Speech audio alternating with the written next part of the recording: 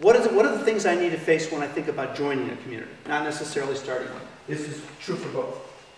There's many spectrums that you can look at with values. Now let's suppose one of the key questions any group's got to face, what makes a group an intentional community is that you're specific about why you're together. You have certain values you stand for, and you're looking for people who agree with those values. And you want to make a life together around people that have that agreement. Okay? So you'll have a number of common values. They won't be an infinite list. Maybe there's 6 or 10, whatever. So let's suppose one of them is this one I just mentioned about environmental consciousness. And these people here, they live on tree bark and air, and I mean, they have no impact on the environment at all. They're just totally, I mean, that's extreme, but I mean, minimal impact, total minimal impact. And over here is like everyday life. We're not paying any attention to environmental consciousness at all. We're just like, we live our life, we all have 3 cars, and we drive everywhere, and we all, you know, have maximum packaging on our food, you know. So no consciousness,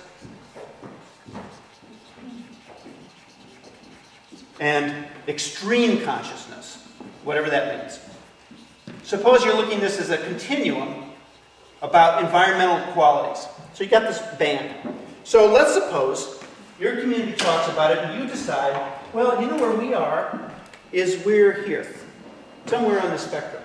And we can define what we mean by that. Like we only have 0.5 cars for the number of members we have, and we carpool everywhere. We never drive anywhere unless there's 3 people in the car, and we recycle everything. Whatever it means. I don't need to get into the details, but you've thought about it, you've had a conversation, and you think you're here. Okay?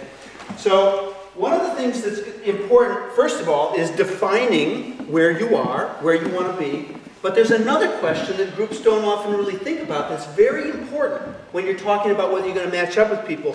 In addition to where on that spectrum you are, you want to look at how much flexibility from the ideal you can tolerate. The point being that very few people are exactly at this place on the line. And you don't need everybody to be identical. That's an impossible standard anyway. What you want to know is where somebody else is do you overlap in your tolerances? Do you have sufficient deviation that you overlap? Because if you do not, if somebody else who's thinking about moving into your community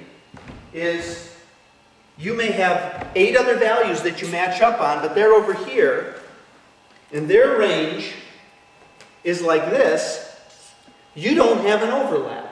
And I will guarantee in that situation that you will irritate each other. Because nobody will be comfortable wherever you are. One person will be too far to the right, the other's too far to the left. You need to know whether there's an overlap of tolerance on an issue. You need to know what's crucial to you. And right now, you may get it that that's an important question, but you don't know your answer. Then I would say there's the very best strategy for exploring that is to get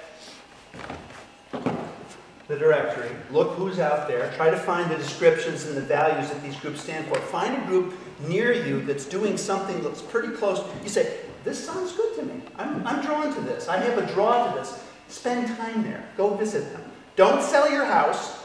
Don't quit your job. Find a time to go on the vacation or on a break or something. Low risk. Ask to visit. Don't just go there for an afternoon. Spend a week there. And then notice, do I like it or don't I like it? Listen to your belly, not just your head. You have to live in a place to know. It's like vacationing. Every time I go somewhere, oh, I want to live there. I'm moving there. You really have to live in a place. Well, spend time and then notice your responses, is what I'm saying. And then you'll find out, what you'll find is probably shifts in 2 directions. Things that you maybe thought were important, suddenly it's like, you know what, it really doesn't matter that much to me. Or the reverse. It may turn out that you really do care about where they squeeze the toothpaste. And it's like, okay, now you know. So now you know what questions you need to ask when you're screening for a fit. They don't come to boondocks of Missouri unless they've already liked our value statement. So they don't just wander in off the street. So that part's usually already solved. If they didn't like what we stand for, they wouldn't even show up.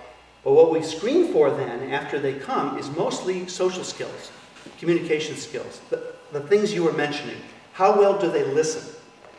How do they handle critical feedback? How do they solve problems where there's non-trivial differences? Those kinds of questions. How do they relate to conflict? How do they relate to emotional sharing? Those answers are crucial to us. We figure if you don't have a certain skill, like maybe we would really love to have an auto mechanic, and then, so we said, well, do you do auto mechanics? That's not that important. You can learn to do auto mechanics. But we find that it's harder to learn good communication skills if you don't come with them. So that's what we screen for more than anything else. So in our case, we make sure that people who want to live with us attend a meeting of the community. And then we can ask them what they saw or how they experienced that. And that tells us volumes. We've learned to be able to sort people 99% accurately after one meeting, just by having them tell us what they saw and what they experienced out of that meeting. Now, we've been at it for 35 years, so we've got a lot of experience at this. This isn't just, we didn't start that smart, but we got smart. And so for you, as a seeker, or for anyone in the audience, are thinking about, is this a good fit for me? I would do the reverse. I would say, I want to see a meeting. And if the group says, oh, we don't let visitors see a meeting, that would be the wrong answer for me. It's like, why don't you want me to see the meeting? You know, I promise to just listen and not jump in, but I want to see your dynamics and how you work issues. That would be very important to me as a perspective. How much do you want to be in each other's lives? Communities are in a wide spectrum around that. So under the title of intentional community, there's many, many offerings. There are communities I know that for years, for more than a decade, met on an average more than 5 hours a day to talk about dynamics in their group. That was a central, and I'm using that as an extreme end of that's how far, and they loved it. I mean, they did this on purpose. That wasn't being tied to the salt, that wasn't going to the salt mine. It's like they loved that. Okay, that was called Ghana's in Staten Island in New York. And they don't do it quite the same way, but for more than a decade, that was their life. I mean, very much involved in each other's lives.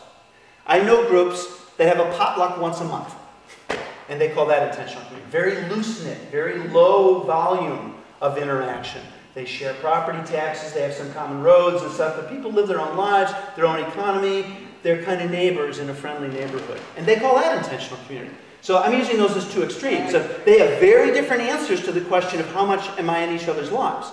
And so you personally need to answer what is your answer to that question, and then try to find the fit with the place that you're looking for or the place you're trying to start.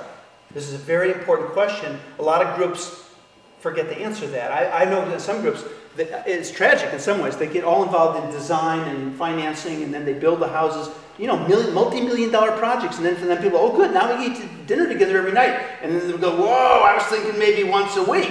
You know, they had different answers, and they forgot to ask that question. You don't want to discover that $10 million later. You know, that's an early question, not a late question, but you don't always know you should have asked it. Our job in the fellowship, if you will, is to know what are the important questions to ask, not so much that there's lots of answers, but if you don't ask certain questions, you can be certain that the ambiguity will bite you in the butt. You'll have a problem. Okay, so I'm trying to give you some sense of what those are.